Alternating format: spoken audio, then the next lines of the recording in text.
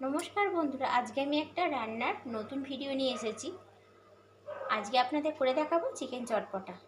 যারা ফেসবুক থেকে দেখছেন চ্যানেলটা ফলো করবেন, আর যারা ইউটিউব থেকে দেখছেন চ্যানেলটা সাবস্ক্রাইব করে আমার পাশে থাকবে।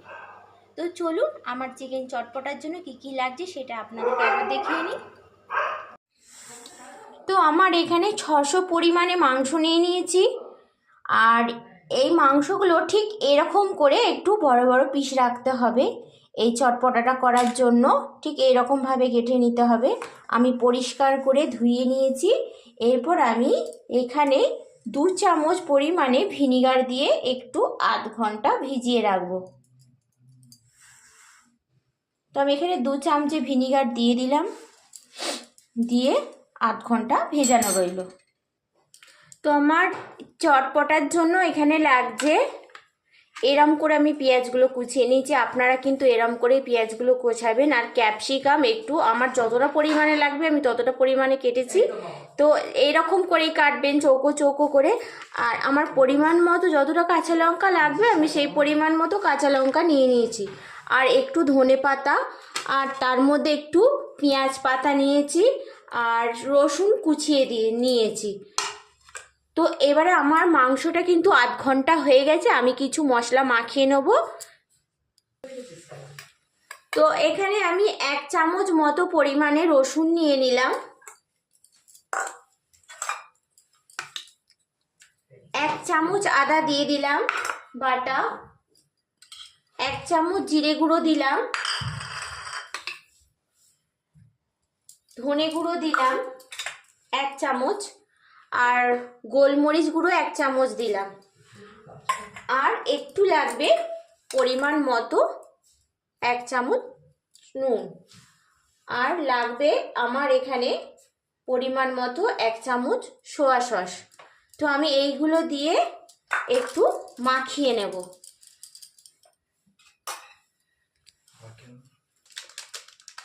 তো আমি এখানে একটু পরিমাণে গরম মশলা দিয়ে দেবো।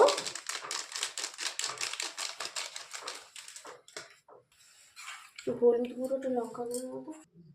তো আমি সব কিছু মশলা, নুন এবং সব কিছু দিয়ে আমি এরম করে মাখিয়ে নিয়েছি। তো কড়াইয়ে আমি তেলটা গরম করে এবার এটা দিয়ে দেব।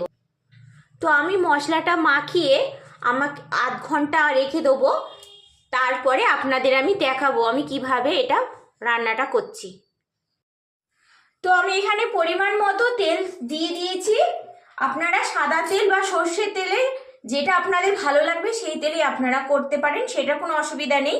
তো আমার এখানে আধ ঘন্টা মতো মশলা মাখিয়ে মাংসটা রেখে দিয়েছি, তেল গরম হয়ে গেছে। এরপর আমি কড়াইয়ে মাংসটা দিয়ে দেবো।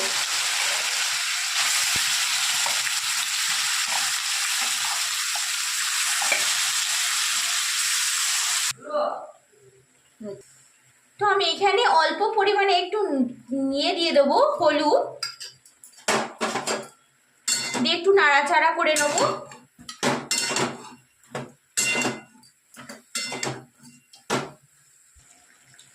তো আমি কিছুক্ষণ নাড়ার পর আমি এটা মাংসটা একটু ঢাকা দিয়ে দেবো, দিয়ে স্টিমটা কমিয়ে দেবো।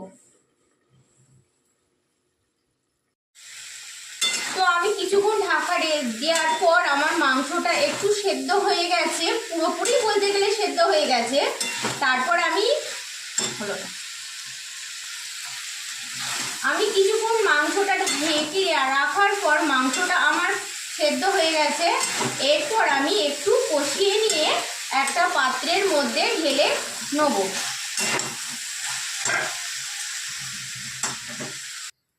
আমি কড়াটা পরিষ্কার করে আমি আবার তেল গরম করতে দিয়ে দিয়েছি। তো আমি এবার পেঁয়াজ পাতাগুলো দিয়ে দিলাম কড়ার মধ্যে। পেঁয়াজ পাতাগুলো একটু ভেজে নেব। এরপর আমি কিছুটা শুকনো লঙ্কা দিয়ে দিলাম,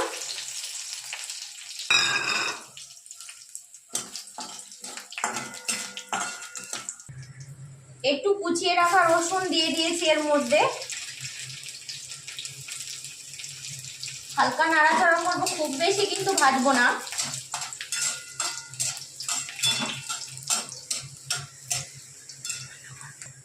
তো রসুন রসুনটা একটু হালকা ভাজা হয়ে গেছে, এরপর আমি পেঁয়াজ দিয়ে দেবো। পেঁয়াজ আর ক্যাপসিকাম, কাঁচা লঙ্কা সব দিয়ে এবার আমি খুব বেশিও ভাজবো না, আবার খুব কাঁচাও ভাজবো না, হালকা মিডিয়াম ভাজতে হবে এই চটপটাটার জন্য। তো আমি প্রথমে ভেজে নিই এগুলো হালকা।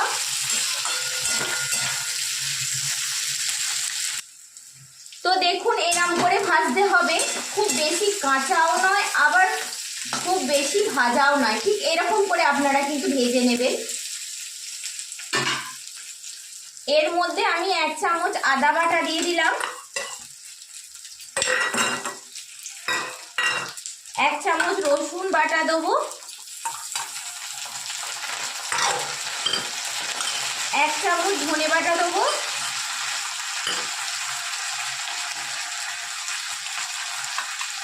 জিরে গুঁড়ো দেবো, আর 1 চামচ গোলমরিচ গুঁড়ো দিয়ে দিলাম, আর পরিমাণ মতো কাঁচা লঙ্কা বাটা 1 চামচ দিয়ে দেবো। দিয়ে এটাকে ভালো করে আমি কিছুক্ষণ কষিয়ে নেব। কিন্তু ক্যাপসিকামগুলো কিন্তু গলবে না, এইরকমভাবে কষতে হবে যেন ক্যাপসিকামগুলো আর পেঁয়াজটা যেন না গলে। তো কষে নিয়ে আমি মশলাটা একটু হালকা, শুধু কালারটা আসার জন্য আমি 1 চামচ মতো কাশ্মীরি লঙ্কা দিয়ে দিলাম। একটু নাড়াচাড়া করে নেব। নাড়াচাড়া করার পর এরপর আমি যে চিকেনটা একটু কষে রেখে দিয়েছিলাম মশলা দিয়ে, সেইটা আমি দিয়ে দেবো, দিয়ে এর সাথে নাড়াচাড়া করব।